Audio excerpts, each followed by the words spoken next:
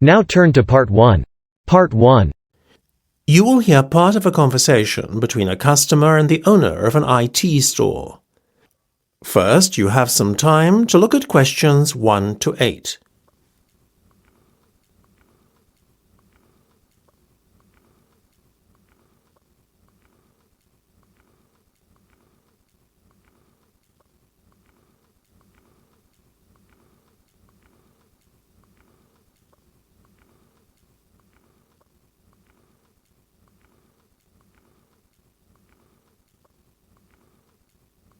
You should answer the questions as you listen, because you will not hear the recording a second time.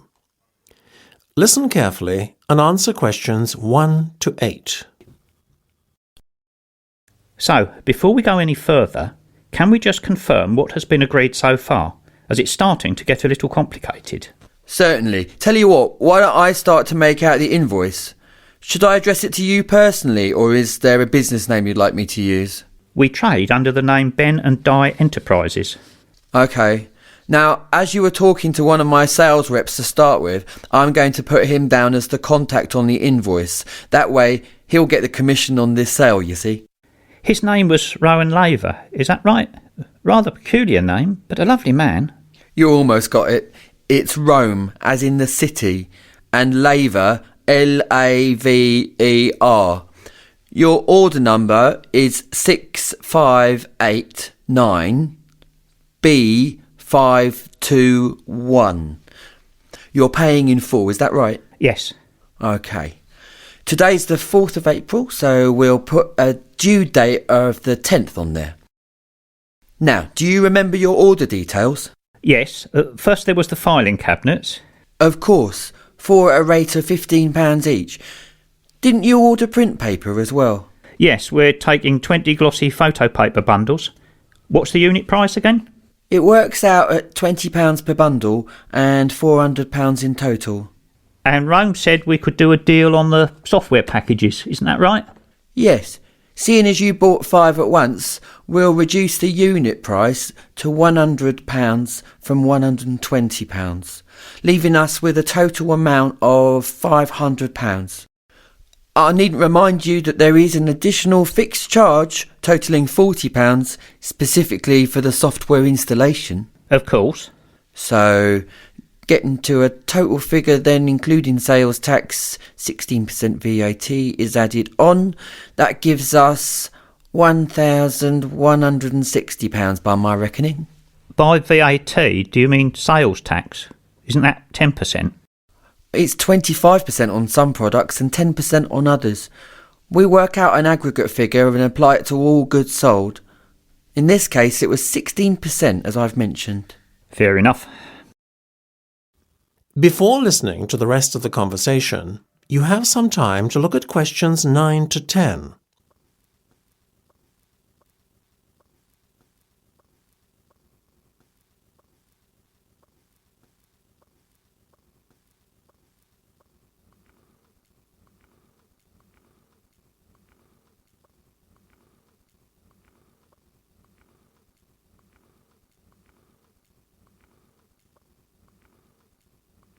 Now listen and answer questions 9 to 10. Listen, I know the due date isn't for a week, but do you mind if I write you out a cheque today? Not at all. You can make it out to me, Michael McCloskey. How do you spell that then? What, McCloskey? It's capital M C, capital C, Loskey. Got it. And how much should I make it out for in total? £1,500, please. £1,500? Yes, that's including my consultancy service fees. Oh, I almost forgot about that. Let me make a note here on the cheque. Includes consultancy fees. Now we're almost done. That is the end of Part 1. You have half a minute to check your answers.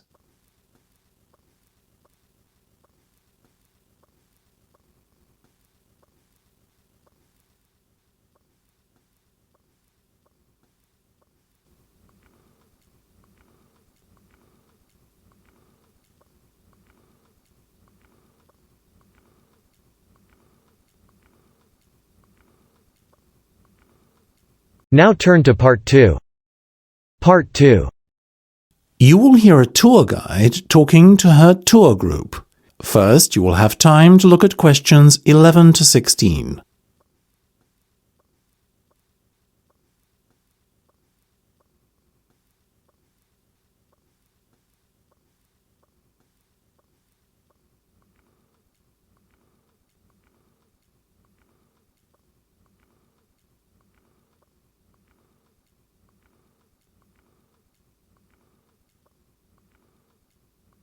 Now listen carefully and answer questions 11 to 16. We're approaching Gateman's house now, which is at the entrance to Lord Thundleberry's estate. The tour shall begin shortly, so I want to draw your attention to a few things on the map and remind everyone of the itinerary. First of all, we're going to head to the Lord's residence to view the inside of this beautiful 18th century building. After that, we've a short trip across the road to the Classic Car Centre. This showcases the Lord's personal collection of classic cars, one of the largest in the world. Then we'll head back down the road leading away from the Lord's residence and take a right. This will lead us up to the organic farm. Here, you'll learn how to grow your own organic vegetables and taste some of the fresh food that is made by the estate's excellent on-site chefs. From the organic farm, we'll head to the other side of the main road. You are likely to catch sight of many deer grazing on this part of the estate. On the right-hand side of the road, there's the wine museum that's close to the vineyard you see on the map there. After that, we'll head back to Gatesman's house for afternoon tea. Once we've had some refreshments, we'll jump back onto the bus and drive a little way up the road to the estate library, which is on the right-hand side. The library has a huge collection of books, so you are sure to find something of interest there. Next, we're on to the old mill, which is just a little way up the minor road across from the library. Finally, we'll continue on up the minor road until we come to the Great Waterfall. This is a spectacular feature of the estate and one of the largest man-made waterfalls in the British Isles. It won't fail to impress, I can assure you. Before you hear the rest of the discussion, you have some time to look at questions 17 to 20.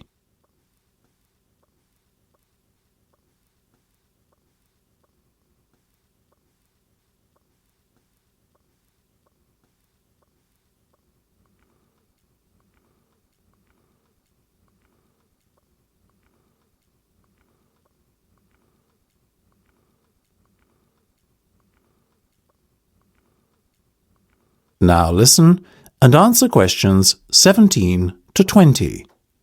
Now, I just have a few guidelines to outline before we embark on our tour.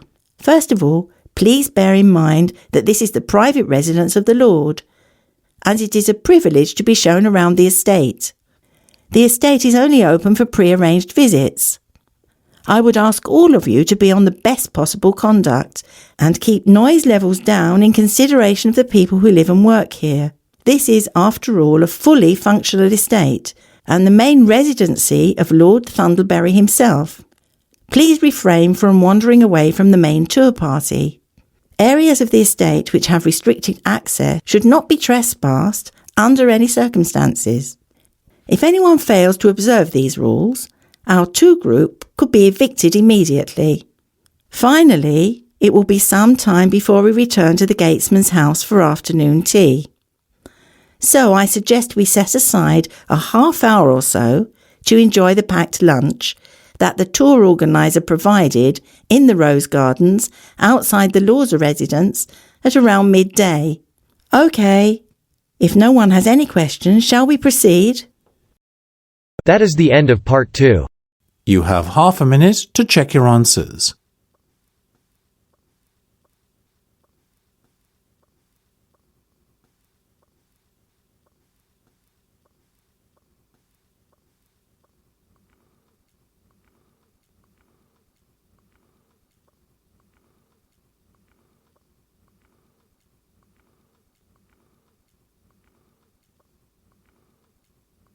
Now turn to Part 3. Part 3. You will hear a discussion between two work colleagues and their manager about the restructuring of their company. First, you have some time to look at questions 21 to 25.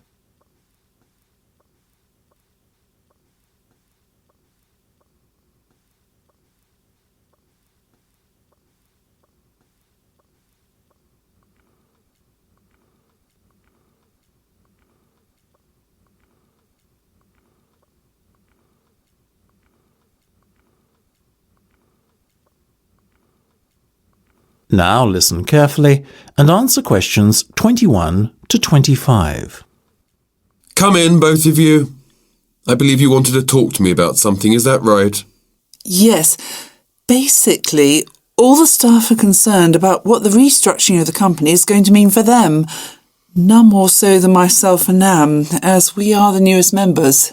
As I said to all staff at the meeting last week, there's no cause for concern.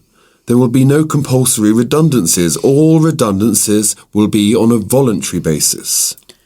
Yes, we understand that, but to tell the truth, we just want a little reassurance that our jobs are safe. Look, Anne and Penny, the company isn't going to be short-sighted and let its bright young minds go. Besides, we've already met our target for the number of voluntary redundancies we want to secure. In fact, there's a waiting list. You know as well as I do that the age profile of staff at this company needs to come down. A lot of our employees are close to retirement age and are just going through the motions until they can take their pensions. That's why we decided on this redundancy initiative. We want to encourage those that would be happy to leave to do so and employ younger, more motivated staff. I guess that makes us feel a little better, but we're also worried about the upcoming salary review. What will it mean for us? Given the fact that the company's motivation for this restructuring initiative is not to cut costs, you needn't be worried that there will be a negative effect on your salaries. We are running a very profitable business and we will reward our top performers in the upcoming review. Both of you fall into that category, so you can expect a healthy bonus and salary increase. Simple as that. That's good to know. Another thing on our minds was the fact that with all these voluntary redundancies happening in the next few months, there will be a lot of positions opening up higher in the company. What we were wondering is, will the recruitment drive be an internal or an external one? Obviously, we will recruit internally where possible. That has always been company policy. So, if you're asking me will there be opportunities to gain a promotion in the near future, then the answer is very definitely yes. The type of candidate we would be looking for has a proven track record and is performance-driven. How can we improve our chances of getting promoted then when the opportunity arises? Well, in the meantime, be prepared to take on additional responsibilities, especially those relating to the management of other members of staff. Obviously, the higher up you go in the company, the more involved you'll be in managing people. What the management team is looking for then is proof that you can work effectively with and manage other members of staff. Before you hear the rest of the discussion, you have some time to look at questions 26 to 30.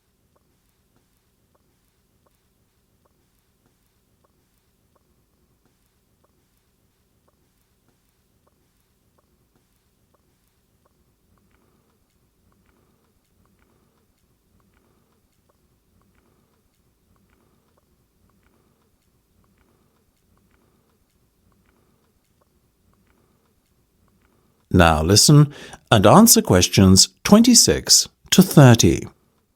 One more thing. Go on. This project you've given us to manage, is it a test of our abilities? I guess you could say it is a test of sorts, but look at it more as a chance for you to prove yourselves. Actually, now that I have you both here in private, can we talk about that a bit? Of course. OK, Penny, let's start with you. Has the timescale been agreed yet? Yes. You said we have a total of 8 weeks to bring the product to launch. So we've decided to allocate 3 weeks at the beginning to product research and prototype testing. Very good. Then after that, we are going to spend a further 3 weeks formulating our marketing strategy and doing some research and testing on a sample of the target market itself to get some feedback. And presumably the last 2 weeks will be devoted to the launch? Exactly. Now, let's talk estimated costs. Well, you've given us a total budget of £100,000. Of that, we're allocating 50% to product development and testing, a further 25% to marketing, and £25,000 will be spent on the launch. Penny, give me a breakdown of the launch costs, would you? Sure. £10,000 will be spent on hiring and decorating the venue, £10,000 will be spent on promotional work, and the remaining money will be used to pay for catering and administrative costs. I'm very happy with that, to be honest. As I said, you guys should stop worrying. You're doing a fantastic job, so keep it up. That is the end of part 3. You have half a minute to check your answers.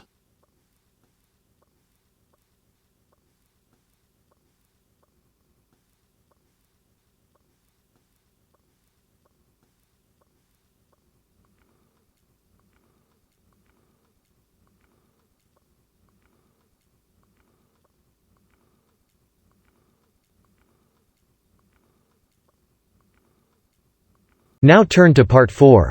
Part 4. You will hear part of a careers advice talk on working freelance. First, you have some time to look at questions 31 to 40.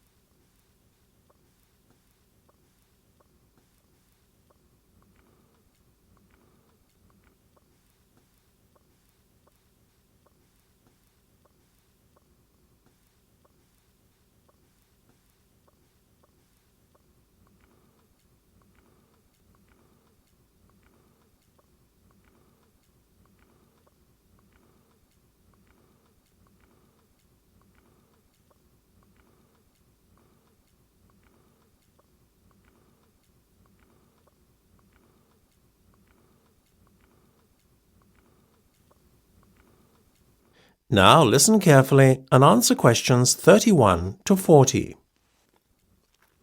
Working for an employer in a 9-to-5 job has long been the accepted norm. However, this could soon be set to change. A rising level of unemployment, combined with a sense of disillusionment amongst employees with their workaday lives, is at the root of this modern-day revolution in the workplace. Now, there is a growing trend amongst people of all ages and from all walks of life to opt for freelance work rather than working for an employer. It sounds a risky option and a potentially stressful one, but on the whole, the benefits of freelancing seem to vastly outweigh those of working for someone else. In fact, recent research has shown that those who quit their jobs to work for themselves are the country's happiest and most productive workers. A study conducted by Dr. Jonathan Sapsed from Brighton University's Business School, in conjunction with the Arts and Humanities Research Council, looked at a total of 304 freelancers who were pursuing a range of professions in southern England. They found that, far from struggling to get by, many were not only doing well, but excelling in their new professions. So, what are the advantages of freelancing? Well, there are many. One of the most obvious benefits is not having to be answerable to a boss and having to face criticism or unfair demands. In addition, not being based in an office or shared workplace with competitive or difficult colleagues is another bonus. But what is probably the most attractive pull of working freelance is the freedom to determine your own work schedule. You are no longer at the mercy of a timetable dictated to you by your employer. If you have family commitments, these can easily be fitted around your working hours. Furthermore, if you have an off day one day, it's easy to make up time another day without having to face your employer's wrath when you are being less productive than usual. Those who work in creative and digital industries stand to benefit most from working freelance.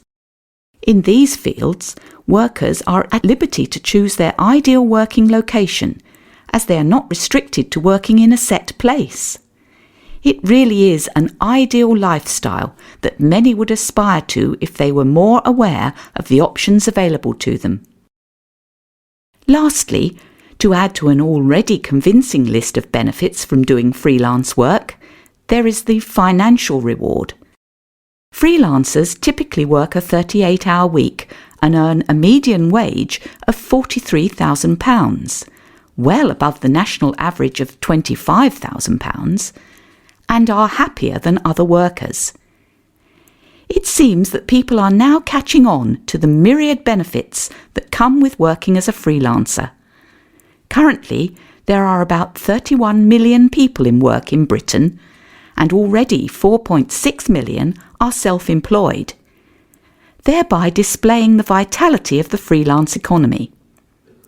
In fact, so popular is freelancing becoming that it has even been suggested that the government needs to devise a new tax and other policies to support freelancers. Freelancing would seem to be the future of employment and the way forward.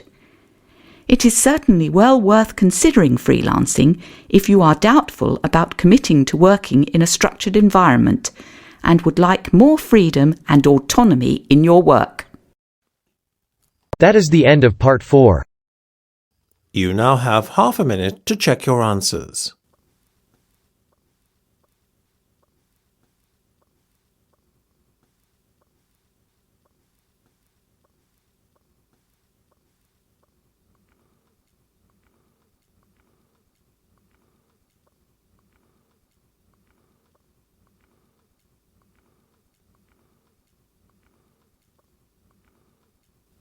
That is the end of the listening test.